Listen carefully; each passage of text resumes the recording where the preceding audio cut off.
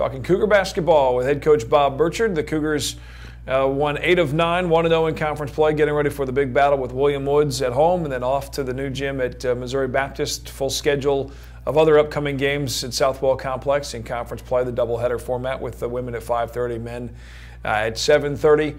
If you had to pick right now, as we're just past the halfway point, if you will, into the second season with the conference season, who's your MVP or a couple MVPs if you had to pick as far as your players on the court for you?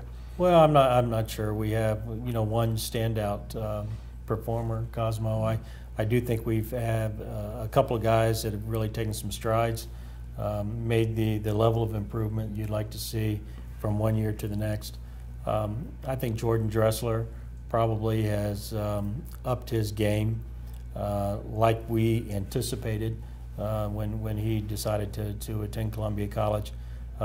He really worked hard over the summer and the fall on his fitness level. He and Coach Dooley spent a great deal of time together, and I told him back in the summer if he would really commit himself to a higher level of fitness that it would pay big dividends in his game.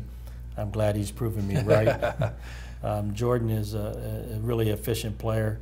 He's a great passer for a big guy, catches balls, and impacts the game just through his size as well.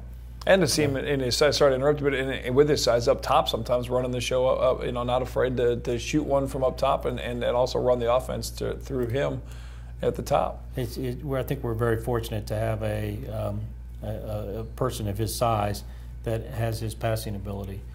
Cosmo, it really makes us hard to defend just because we can play through him, as you said, so much. And so many times with bigger guys, you're a little reluctant to throw it to them because you're not even sure they'll catch it, much less be able to catch it and pass it. I think in the NBA you hear a lot of the term point forward. I'm not sure Jordan is really a center, but we would refer to him as a point center because certainly he's got point guard skills and at least in his passing ability from that position. I've been very happy with our seniors, Cosmo, to date. I think Taylor Evans has evolved his game from his freshman year several times, and I think that is maybe talks a lot to his intelligence, understanding what the team needs, and how he can bring that to the team. When he first came here, he was almost strictly a three-point shooter, and when he played as a freshman, that's about all he did. And then he, in his sophomore and junior years, turned into a very strong defender, and really kind of turned into our stopper out on the court.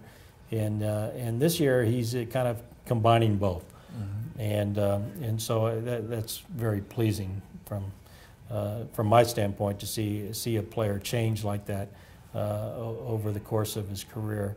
Anike has had a real steady year for us. I think he's just now getting to the level that we remember from last year. I think got off to a little bit of a slow start, was involved in the World University Games, and I think that kind of, just took some of the edge off of him just in terms of playing that length of time.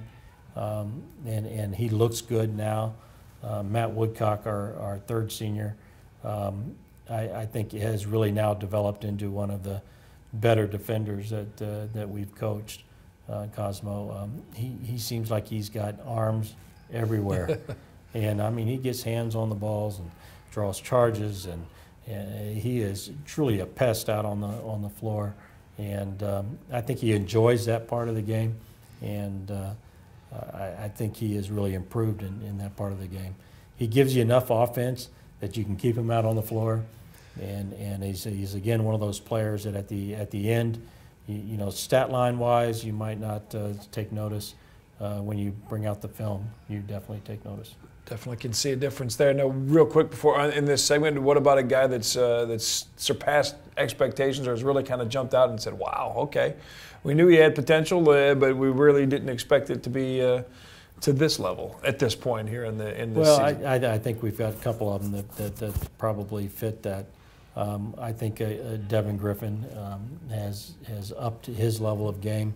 I thought he got off to a great start, and maybe had a little bit of hit a wall there a couple of weeks ago, is now back to looking confident, and I think he's been a big part of the success we've had this year. And that smile is they had the almost the interception on the inbound pass, and just missed a layup back and in, I think, and he's still all the way back the rest of the court. You can just see, this was an extra little spark on that basketball court. Devin's got a lot of spark to him, and some of the fires he lights are really positive, and some of those sparks just kind of light up the sky, I guess.